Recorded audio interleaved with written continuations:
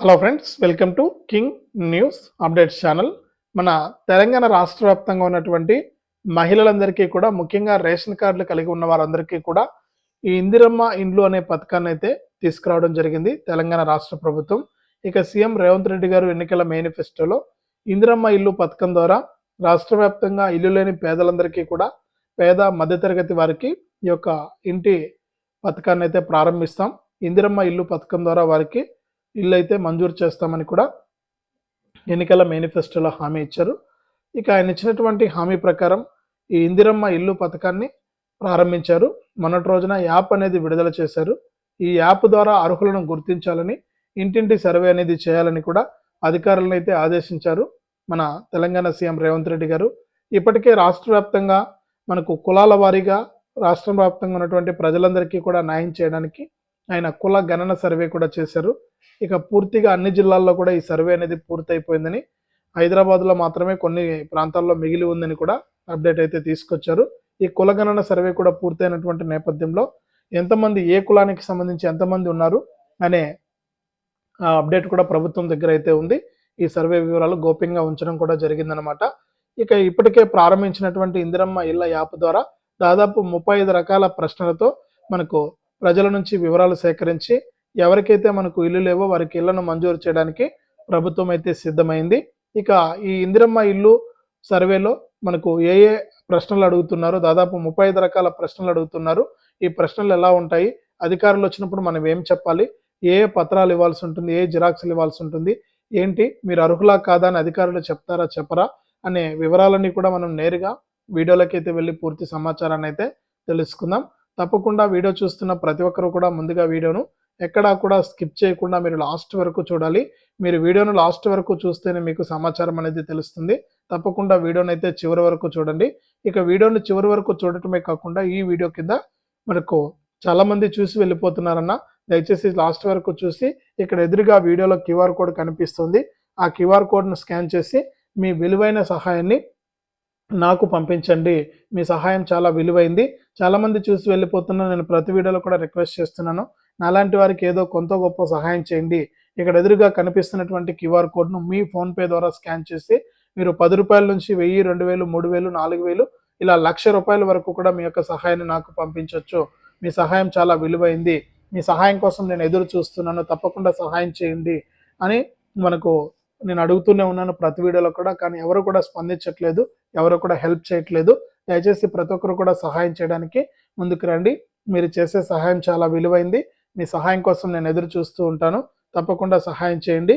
మీరు చాలామంది చూసి వెళ్ళిపోతున్నారు, ఎంతో డబ్బులు అనేది వృధాగా ఖర్చు పెట్టేస్తుంటారు, అయినా సహాయం చేయడానికి మనసు రావట్లేదు. ఇప్పుడే వీడియో చూస్తున్న ప్రతి ఒక్కరు కూడా మీ ఫోన్పే ఓపెన్ చేసి ఆ క్యూఆర్ కోడ్ను స్కాన్ చేసి మీరు 10 రూపాయల నుంచి 1000, 2000, 3000 ఇలా ₹1,00,000 వరకు కూడా మీరు మీ సహాయాన్ని నాకు పంపించవచ్చు. అంతేకాకుండా వీడియో చూస్తున్న ప్రతి ఒక్కరు కూడా ఈ వీడియో కిందనే ఈ విధంగా లైక్ సింబల్ ఉంది, దానిపైన నొక్కండి. అలాగే పక్కనే షేర్ బటన్ ఉంది, దానిపైన నొక్కితే మీకు వాట్సాప్ వస్తుంది. ఆ వాట్సాప్ పైన నొక్కి మీ బంధువులకు, స్నేహితులకు, మీ దాంట్లో ఉన్నటువంటి వాట్సాప్లో ఉన్నటువంటి గ్రూపుల్లో కూడా ఈ యొక్క వీడియో లింక్ అనేది షేర్ చేస్తే వారు కూడా మీతో పాటు ఈ ఇన్ఫర్మేషన్ అనేది తెలుసుకోవడానికి వీలవుతుంది. తప్పకుండా వీడియోను లైక్ చేసి, షేర్ చేసి, సబ్స్క్రైబ్ చేసుకోండి. చాలామంది ఏంటంటే సబ్స్క్రైబ్ కూడా చేసుకోకుండా చూస్తూ ఉన్నారు. దయచేసి ప్రతి ఒక్కరు కూడా సబ్స్క్రైబ్ చేసుకోండి అన్న. సబ్స్క్రైబ్ చేసుకుంటే మీకు నోటిఫికేషన్ వస్తుంది. నోటిఫికేషన్ ద్వారా మీరు ప్రతి వీడియోను కూడా మిస్ అవ్వకుండా మీ ఫోన్లోనే తెలుసుకుంటూ ఉండొచ్చు. ఇప్పుడే వీడియో కింద సబ్స్క్రైబ్ అనే బటన్ని సబ్స్క్రైబ్ చేసుకుని పక్కనే గంట వస్తుంది. ఆ గంట తర్వాత మళ్ళొక గంట వస్తుంది. దానిపైన కూడా నొక్కి ప్రతి వీడియోను కూడా మీరు మిస్ అవ్వకుండా తెలుసుకోండి. ఇక వివరాల్లోకి వెళ్తే, మన తెలంగాణ రాష్ట్ర వ్యాప్తంగా తెలంగాణ సీఎం రేవంత్ రెడ్డి గారు ఎన్నికల మేనిఫెస్టోలో ఇచ్చినటువంటి మరొక అతి పెద్ద పథకాన్ని ప్రారంభించడం జరిగింది. దాదాపు మనకు ఒక్కో నియోజకవర్గానికి 3500 మందికి చొప్పున ఇళ్లను మంజూరు చేయడానికి ఇందిరమ్మ ఇండ్లు అనే పథకాన్ని అయితే ప్రారంభించడం జరిగింది.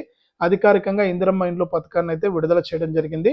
ఇక ఆయన ఇందిరమ్మ ఇండ్లు పథకాన్ని విడుదల చేస్తూ మనకు ఒక యాప్ అనేది, మొబైల్ యాప్ అనేది తీసుకురావడం జరిగింది. ఇక ఈ మొబైల్ యాప్ ద్వారా అధికారులు మనకు ప్రతి గ్రామంలో కూడా ఇంటింటికి వెళ్ళి వివరాలను సేకరించి, ఎవరికైతే ఇల్లు లేదో వారి వివరాలన్నీ కూడా సేకరించాలని ఆదేశాలు అయితే జారీ చేశారు. ఈ నేపథ్యంలోనే మనకు గత 3 లేదా 4 రోజుల నుంచి కూడా మనకు ఇందిరమ్మ ఇండ్లు పేరుతో అధికారులు అయితే సర్వే అనేది చేస్తూ ఉన్నారు. ఇక అధికారులు సర్వేకి వచ్చినప్పుడు దాదాపు 35 రకాల ప్రశ్నలు అయితే అడుగుతూ ఉన్నారనమాట. ఇందులో కొన్ని చూసుకుంటే మనము మీకు గతంలో ఏదైనా సరే ఇల్లు వచ్చిందా, డబుల్ బెడ్రూమ్ ఇల్లు కానీ ఇవన్నీ కూడా వచ్చాయని అడుగుతూ ఉన్నారు. అలాగే మీరు మీ యొక్క రేషన్ కార్డ్ నెంబర్ అడుగుతున్నారు, మీ యొక్క ఆధార్ కార్డ్ నెంబర్ అడుగుతున్నారు, మీ యొక్క బ్యాంక్ అకౌంట్ నెంబర్ అడుగుతున్నారు. అంతేకాకుండా మీకు ఖచ్చితంగా అంటే మీరు పేద, మధ్యతరగతి వారా, వికలాంగుల అనే వివరాలను నమోదు చేస్తూ ఉన్నారు. మీరు దివ్యాంగులకు, ట్రాన్స్‌జెండర్‌లు అని కూడా నమోదు చేస్తున్నారు. ఎందుకంటే పేద అంటే బీపీఎల్ పరిధిలో అంటే ఆదాయం తక్కువ ఉన్న వారిని, అలాగే దివ్యాంగులకు, అలాగే ట్రాన్స్‌జెండర్‌లకు అధిక ప్రాధాన్యత ఉంటుందని ముందుగానే చెప్పడం జరిగింది. కాబట్టి వారి వివరాలను అయితే పక్కాగా నమోదు చేసి ఒక ఫోటో కూడా మనకు అప్‌లోడ్ అయితే చేయడం జరుగుతుంది. మీరుంటున్నది సొంతిల్లా, అద్దిల్లా అని కూడా అడుగుతూ ఉన్నారు. ఈ వివరాలన్నీ కూడా దాదాపు కొన్ని ప్రశ్నలైతే మనకు వేస్తూ ఉన్నారనమాట. అంటే దాదాపు ఇంపార్టెంట్ ప్రశ్నలన్నమాట ఇవి. గతంలో మీకు ఏదైనా సరే ఇల్లు గాని లబ్ధి పొంది ఉంటే మళ్ళీ కూడా ఇప్పుడు వచ్చే అవకాశం లేదు.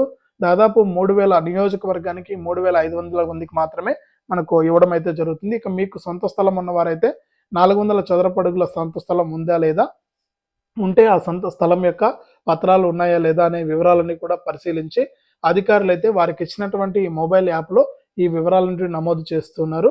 ఈ ఇందిరమ్మ ఇల్లు పథకానికి ఈ వివరాలన్నీ కూడా నమోదు చేసి మీ యొక్క ప్రతి అప్డేట్ కూడా చేసుకొని వారు వెళ్తూ ఉన్నారనమాట.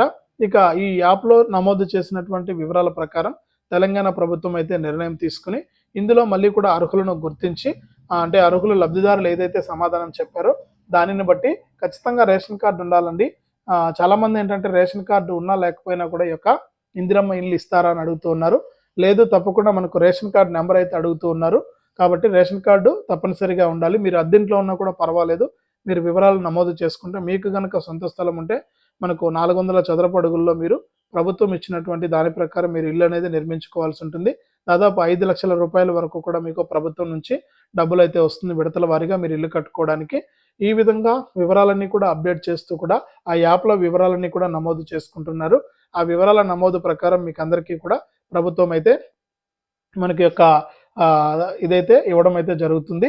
కాబట్టి రాష్ట్ర వ్యాప్తంగా ఉన్నటువంటి వారంతా కూడా ఈ యొక్క విషయాన్ని గమనించి ఈ ఇందిరమ్మ ఇళ్లకు సర్వేకి వచ్చినప్పుడు మీరు వివరాలన్నీ కూడా తెలియజేయండి. మీకు గనక ఇల్లు లేకపోతే ప్రభుత్వం అయితే ఇల్లు అనేది మంజూరు చేస్తుంది. మీరు ఇంటి నిర్మాణం అయితే చేసుకోవచ్చు. ఈ విధంగా మనకు అర్హులను గుర్తించే పనిలో అయితే ప్రభుత్వం అయితే ఉంది. ఇక పూర్తయిపోతే ఈ సర్వే గనక పూర్తయిపోతే ఒక్కో నియోజకవర్గానికి 3500 మందిని ఎంపిక చేసి వారికైతే ఇల్లు అయితే మొదటి దశలో ఇల్లు అయితే మంజూరు చేయడం జరుగుతుంది. ఇది రాష్ట్ర వ్యాప్తంగా మనకు ఇందిరమ్మ ఇళ్ల పథకానికి సంబంధించి మరొక తాజా సమాచారం. తప్పకుండా వీడియోను లైక్ చేయండి, తెలిసిన వాళ్ళకు షేర్ చేయండి. ఇలాంటి మరెన్నో వీడియోలను ఎప్పటికప్పుడు మన ఛానల్ ద్వారా తెలుసుకోవాలంటే తప్పనిసరిగా వీడియో కింద మనకు సబ్స్క్రైబ్ అనే బటన్ ఉంది, సబ్స్క్రైబ్ చేసుకుని పక్కనే వచ్చే గంట పైన నొక్కి మళ్ళీ వచ్చే ఆల్ అనే గంట పైన నొక్కి ప్రతి అప్డేట్ను కూడా మీరు మిస్ అవ్వకుండా మీ ఫోన్లోనే నోటిఫికేషన్ లేదా మెసేజ్ రూపంలో అయితే తెలుసుకోండి.